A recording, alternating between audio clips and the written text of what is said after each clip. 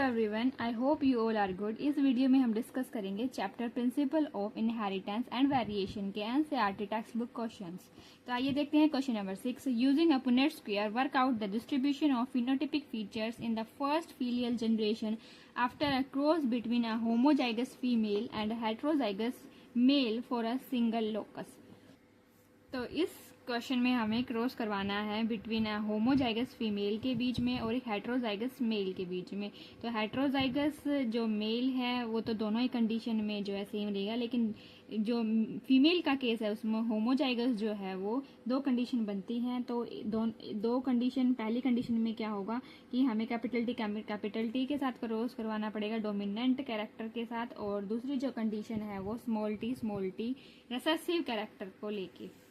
तो इससे जो है कंडीशन 1 में हमें मिलेंगे सारे ही टोल प्लांट मिलेंगे इनका क्रॉस करवाने के बाद। यहाँ जो गैमेट बनेंगे फीमेल के वो कैपिटल टी बनेंगे, लेकिन जो मेल है वो हेट्रोजाइगस होने के लिए इसके पास दो तरह के गैमेट बनेंगे, कैपिटल टी और स्मॉल टी।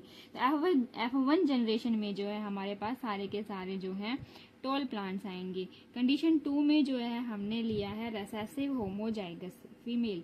तो इसके अगर गैमेट बनेंगे तो एक ही तरह के गैमेट बनेंगे, लेकिन मेल के केस में जो है दो तरह के बनेंगे, और इनका पुनेट स्क्वायर में बना के हमारे पास जो है 50% टोल और 50% ड्वार्फ जो है ऑफस्प्रिंग आ जाएंगे। Next is question number 7. When a cross is made between tall plant with yellow seed and tall plant with green seed, what proportions of phenotype in the offspring could be expected to be a tall and green, B dwarf and green? तो हमें cross करवाना है, एक plant लेना है जो वो होगा tall plant with yellow seed, और दूसरा जो प्लांट है वो है tall plant with green seed. तो गैमीट्स बना लेंगे। सबसे पहले गैमीट जो बनेंगे, जो ये फर्स्ट जो है पेरेंट जो कि है हमारे पास टॉल एंड येलो सीड वाला, तो इसके बनेंगे 4 तरह के गैमीट, लेकिन जो दूसरा पेरेंट है हमारा वो उसके 2 तरह के गैमीट बनेंगे, क्योंकि ये जो था वो टॉल एंड ग्रीन सीड वाला प्लांट था, इसके 2 तरह के गैमेट बनेंगे। तो पुनेट स्क्वायर में अगर हम इसको करके देखें तो हमारे पास क्वेश्चन में पूछा गया है टॉल एंड ग्रीन, तो टॉल एंड ग्रीन जो है हमारे पास वो आ जाएंगे 3 प्लांट्स, और ड्वार्फ एंड ग्रीन आ जाएंगे हमारे पास 1 offspring. Next is question number 8. Two heterozygous parents are crossed. If the two loci are linked, what would be the distribution of phenotypic features in F1 generation for a dihybrid cross? The answer है if the two loci are completely linked, then there would be no segregation and F1 generation will exhibit parental characteristic only. तो अगर वो दोनों ही जो jeans हैं वो completely linked हैं तो वो एक साथ ही जो है अगली जनरेशन में पास होंगे। तो नेक्स्ट जो जनरेशन आएंगी उसके पास सिर्फ कैरेक्टर्स होंगे पेरेंटल टाइप के, कोई भी रिकम्बिनेंट टाइप का जो है कैरेक्टर या ऑफस्प्रिंग जो है वो नहीं बनेगा। लेकिन अगर वो दोनों ही जो एलील है वो इनकम्प्लीटली लिंक्ड है, मीन्स उनके बीच में डिस्टेंस है, तो उनके सेग्रीगेट होने के चांसेस हैं। तो उसमें क्या होगा, उस केस में जो F1 जनरेशन आएगी उसके पास 2 तरह के ऑफस्प्रिंग या फिर 2 तरह के कैरेक्टर्स आएंगे, जो कि पेरेंटल टाइप और रिकम्बिनेंट टाइप के कैरेक्टरिस्टिक हो सकते हैं। But if the two loci are incomplete linked, then segregation would occur partially and the F1 generation will exhibit both parental and recombinant characteristics.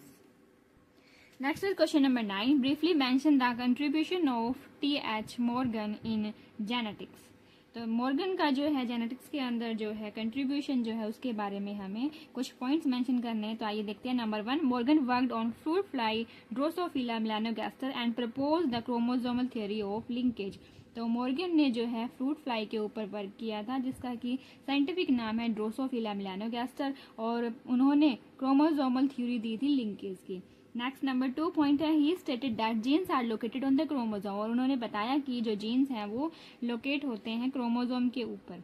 Number 3, he establish the principle of linkage crossing over sex link inheritance. तो उसने कुछ concept भी जो हैं वो establish किए थे, जैसे कि linkage, crossing over and sex link inheritance.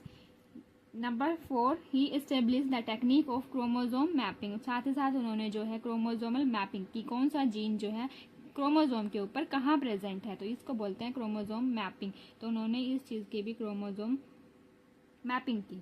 Number 5, he observed and worked on mutation. साथ ही साथ उन्होंने जो है म्यूटेशन पे भी वर्क किया। Next is question number 10. What is pedigree analysis? Suggest how such an analysis can be useful. तो pedigree analysis क्या होता है और उसके जो वो usefulness है उसके बारे में जो है वो डिस्कस करेंगे. Answer is a kind of genetic analysis by which inheritance of gene is traced in the family of a person. तो इसमें जो है पूरी की पूरी फैमिली की हिस्ट्री जो है वो स्टडी की जाती है उसके जेनेटिक्स के को लेके, ताकि जो है इनहेरिटेंस का पता लगाया जा सके कि कौन सा जीन जो है वो आगे पास ऑन हुआ है जिसकी वजह से वो डिजीज हुई है. Scientific chart of ancestors drawn with the help of certain specific symbols for pedigree analysis of a person is termed as pedigree analysis. तो इस जब ये चार्ट बनाया जाता है तो इसमें कुछ सिंबल्स का यूज़ किया जाता है तो जिससे कि जो है इजी हो जाता है उसका एनालिसिस करना. By studying these charts genetic counsellors can help in preventing certain genetic disorder like haemophilia, sickle cell anaemia in future generation of that family.